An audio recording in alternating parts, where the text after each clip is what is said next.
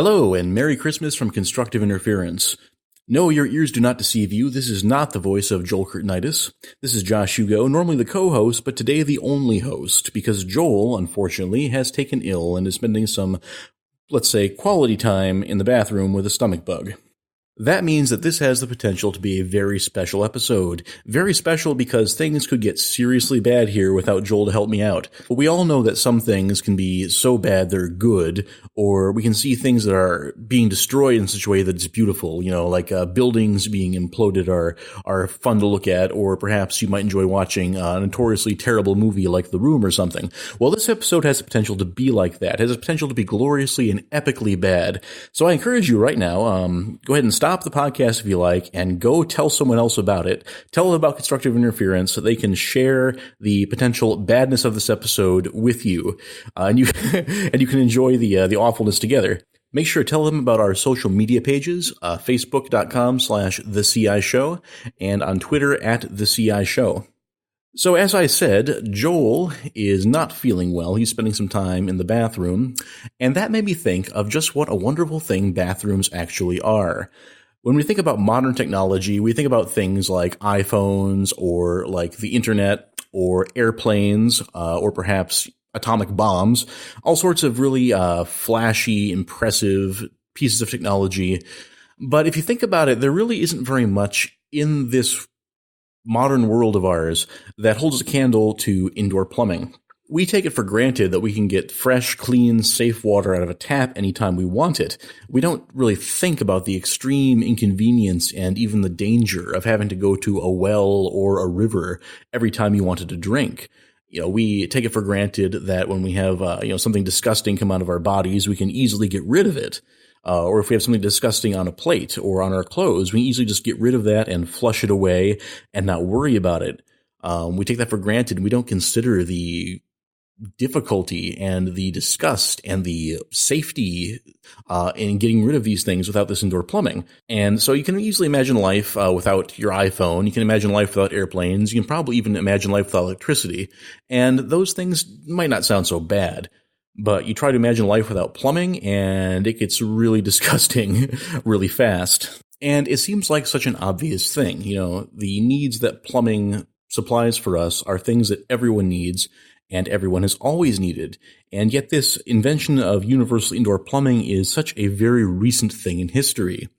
Ancient civilizations, such as the Cretans in the Mediterranean, the people of the Indus civilizations in India, and some of the ancient Chinese, indoor plumbing was actually invented a number of times throughout history, but it somehow never really caught on. The Romans had some decent plumbing in the city of Rome, but it didn't spread, and this invention did not become mainstream, something that common people used, certainly something that wasn't taken for granted, until very recently, until the latter part of the 19th century. And isn't that really a strange thing?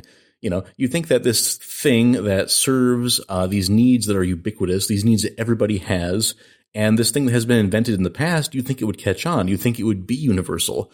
That somebody would have seen in India, 4,000 years ago, that someone had invented these sewers below the streets to flush the waste away, that somebody would have seen that and thought, that's a brilliant idea, and copied it, and it would have spread, and this innovation would have spread everywhere and been universal, thousands of years ago, and yet it wasn't.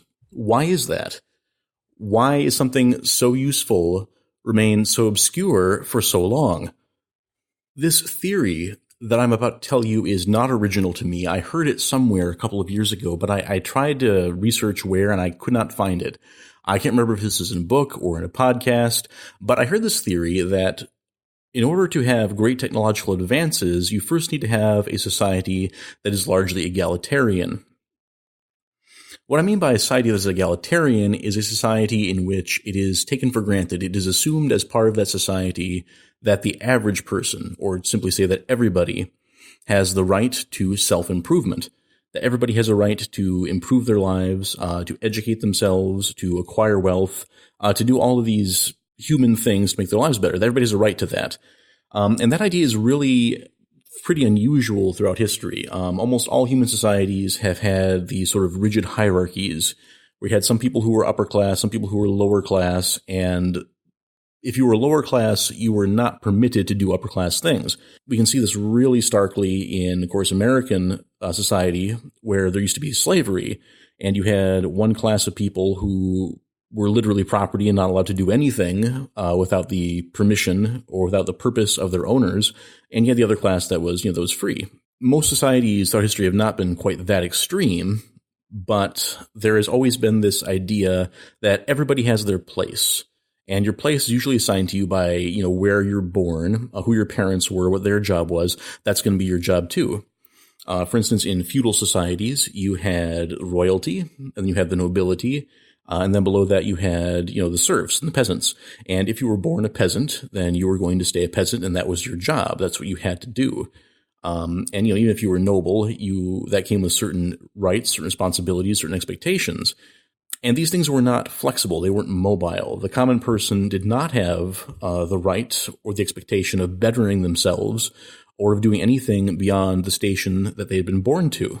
And that scenario is actually really bad for technological innovation and improvement.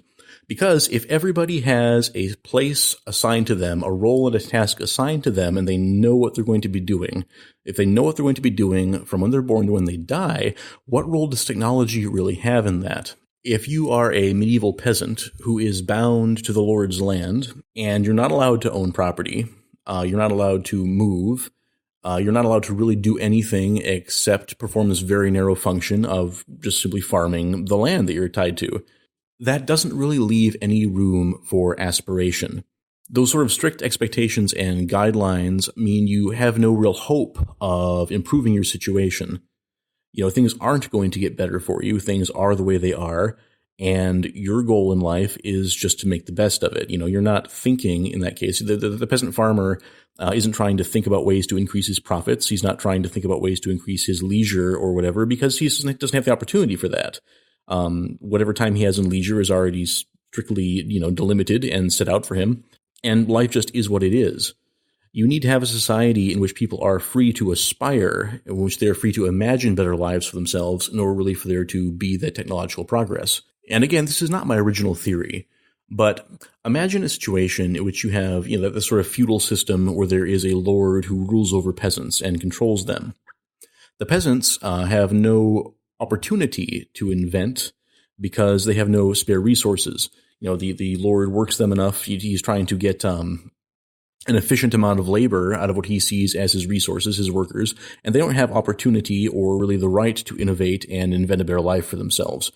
The Lord does have that opportunity. The medieval lord, the feudal lord, is, by the standards of that time, a rich person. He has a lot more freedom to do what he wants. So he does have the leisure and the resources to invent if he wants to. However, the Lord doesn't really have a lot of incentive to invent. What incentive does the lord of the manor have to invent indoor plumbing when he has servants to empty his chamber pot and to bring him water? So in a situation like that, where the lower classes are strictly controlled and have really no opportunity for self-improvement, they don't have the opportunity to invent things or the ability to aspire to invent them.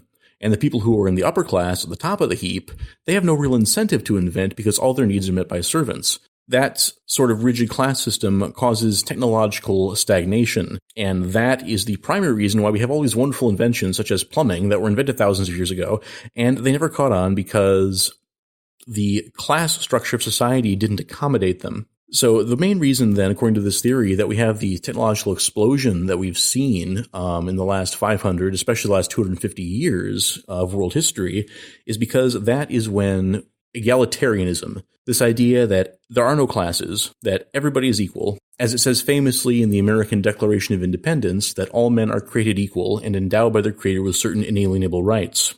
And once that idea caught on, once that idea sort of became popular and influential on a mainstream level, that was the point at which you had the real technological explosion, because that was the point at which the common people who could really benefit from the technology were able to aspire to it and desire it.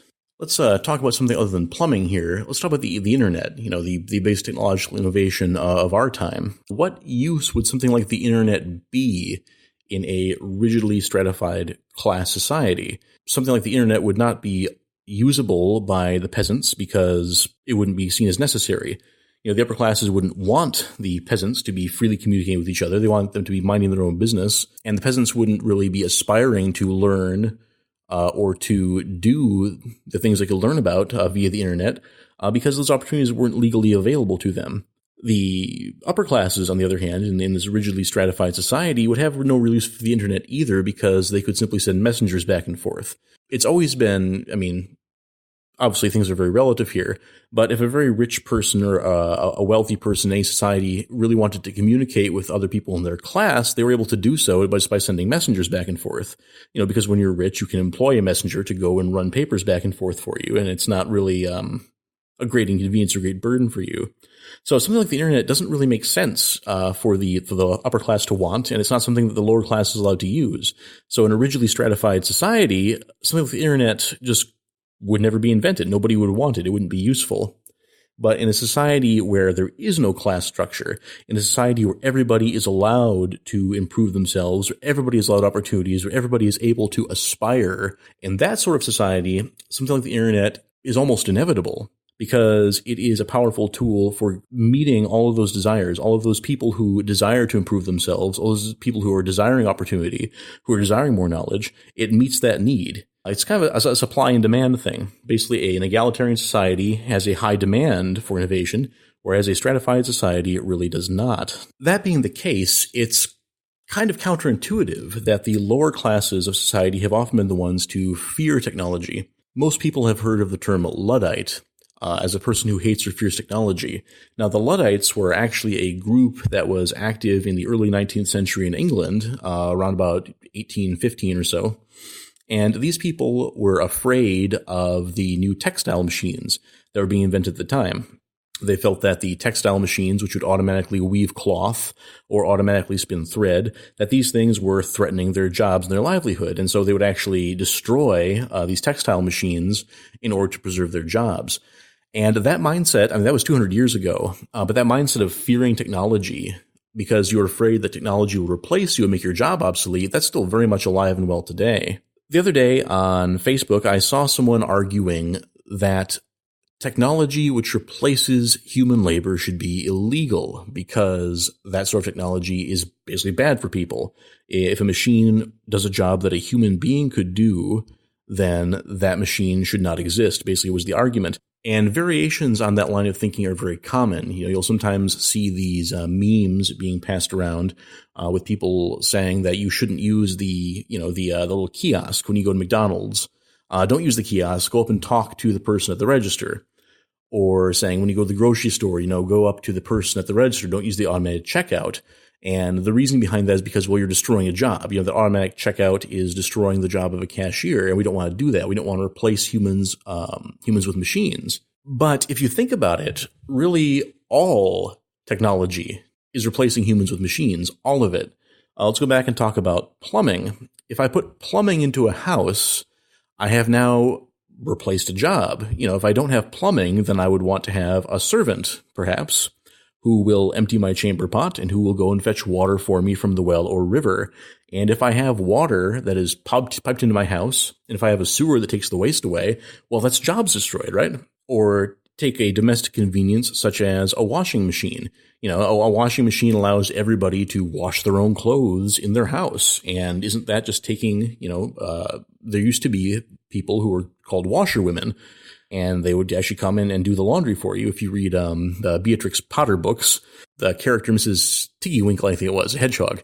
But it mentions washerwomen even in those stories. It was a very common thing, back in the 19th century even, and certainly before then, that you would have people whose professional job was to come around and get the laundry and do the laundry and bring it back. And obviously the washing machine has destroyed those jobs, surely. And if you think about it, there really isn't anything that any piece of technology does. This microphone right now that I'm using to speak to you, listener, this microphone replaces a herald. In past days, if you wanted to get the word out about something, you would actually send a herald around, and the herald would go with a scroll, and he would walk around the town, and he would call out the news. Actually, I think the town crier would be the title for that, not a herald. Herald was something a little bit different. But nonetheless, you'd have someone whose job was to go out and spread a message physically by actually walking around and talking to people with his mouth. We don't have that now. Now we have this microphone. And literally every piece of technology that exists that you can think of, something so small as, for instance, a comb or a fork, these are things that replace human labor. And is that a bad thing? I don't think so. It's not bad because, I mean, as we see, this has been happening for hundreds of years. Obviously the Luddites, they didn't win. The textile mills continue to function, and all the cloth that we use today is, of course, woven by machines. And yet we do not have this massive crisis of unemployment being caused by this. And that's because when you replace human labor, it's not a zero-sum thing where you replace the labor and now the labor is sort of gone or the labor is wasted. What happens is if you replace human labor in one area, it frees up labor for other areas. Going back to the example of textiles, whereas before there were, machine looms and machines to spin thread, you might have a textile worker be able to make, let's just give a rough estimate, say one shirt every 2 days. You'd have to actually spin the thread. You'd have to get out a loom and weave it. You have to cut it. You have to sew it. Let's say a worker can make a shirt in 2 days. Working 10-hour days. That's 20 hours of labor in that shirt. And of course, I'm not a historian, so please, my many historian listeners here, don't bust my chops about my inaccuracy with how long it took to make a shirt 300 years ago. But let's just say it takes a worker 2 days to make one. Well, with the advent of machines to automatically weave that cloth or automatically spin that thread, or a sewing machine, now that same worker can produce, let's say, 10 or 20 shirts in the same amount of time. So that worker's labor is not vanishing. It's not being wasted. It's actually being more productive. It's allowing them to do more things, to make more things, and ultimately probably to have a higher standard of living and more free time. My wife and I have been watching an interesting British documentary series called Hidden Killers. Basically, it's about various times in the past, set in England, but it could be in the past in many locations, but basically just hazards and dangers that people faced in everyday domestic life in the past. And one of the things it mentioned was that in the Middle Ages, drowning was an extremely common cause of death. And the reason people drowned so frequently is because they had to go to the river to do anything involving water. And if people wanted to, for instance, they wanted to wash their clothes, they'd have to go to the river and lean over the river to wash the clothes. Or if they wanted to get water, they'd have to go to the river and bend down, over the river with a heavy wooden bucket to get the water out. It was very easy to just fall in. And if you fell in, you were probably wearing heavy woolen clothes at the time. And there weren't any recreational swimming pools there, so you probably didn't know how to swim. So you had all these people just literally falling in the river and drowning. And it was a very common thing. So picture a woman in the Middle Ages, a peasant woman, who has to go to the river to get water every day. And the water, of course, it's not necessarily sanitary. It's not clean, fresh water. It's maybe muddy water.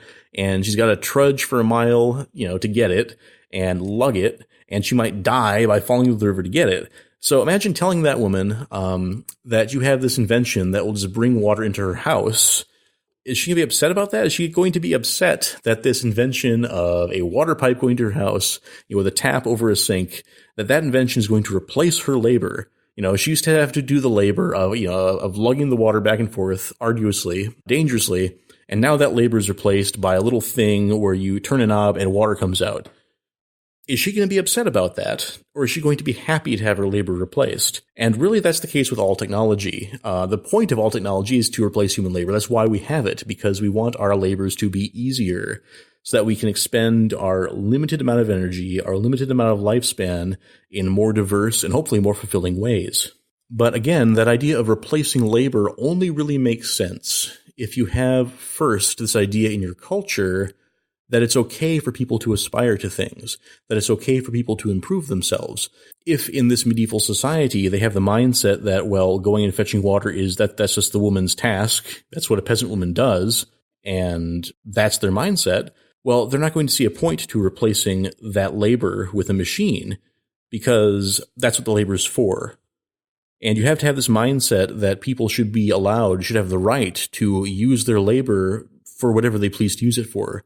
To use their labor in ways that gratify themselves instead of in ways that are rigidly codified. Only if you have that mindset does the idea of replacing labor even really make sense. And so I think it's kind of ironic when people today in the 21st century fear technological progress because they are afraid that it will, basically change things. They're afraid that technology will replace something that is valuable to them, something that they're used to doing. Some aspect of their lifestyle will become obsolete and be replaced by the machine. And, there are people who want to place regulations, restrictions on what sorts of machines can be in factories, regulations, restrictions on what sort of networks can be allowed to run on the internet, etc. And you always see people complaining about how the internet, about how cell phones, about how Facebook has, they think, disrupted human relationships.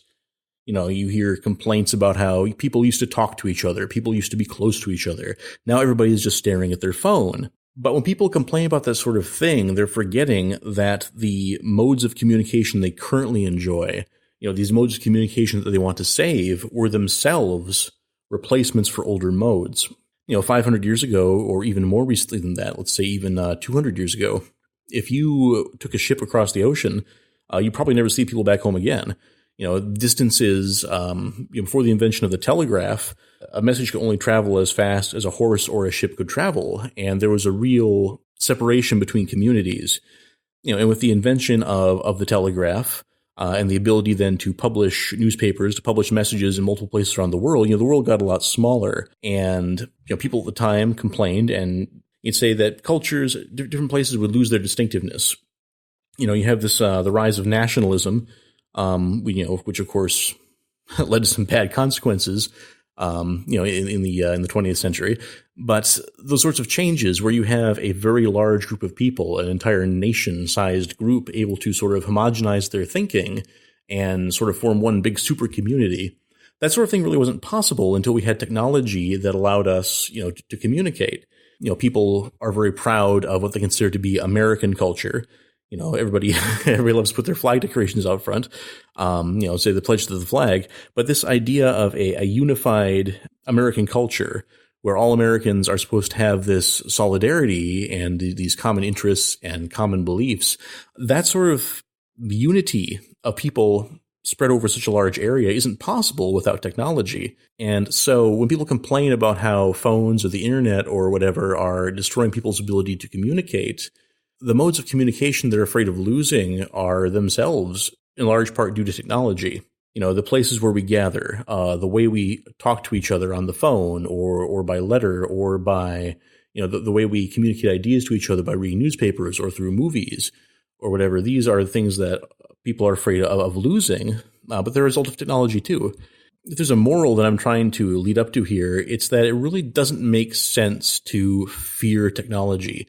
Because technology is both a cause and a result of the sort of free, egalitarian society that I think we as Americans are supposed to want, and I think we should want.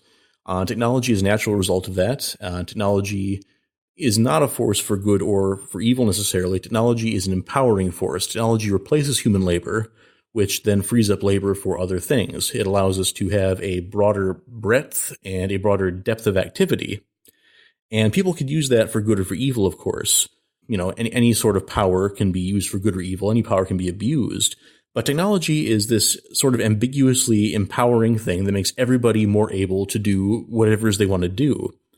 And so we can't actually blame technology for destroying anything that's valuable to us, because all technology does is give us more time, more resources, more ability to do the things that are important to us. So if we perceive that something important to us is being destroyed by technology, I think that's pretty much always going to be a wrong focus. If we see technology destroying something important to us, it means one of two things. Either one, that thing really wasn't all that important to begin with, or two, we just don't value that thing enough to want to preserve it. The correct response is not to fear technology and want to suppress it. The correct response is to really reinforce and reassess our values and make sure that our hearts and our heads are in the right places so that when we get this greater power from technology, we'll be able to do something good with it. If we fear technology simply because we're afraid of it replacing things, then we're like that woman, that peasant woman who is afraid of a sink because she doesn't want to replace the labor of walking to the river every day. And that doesn't make a lot of sense.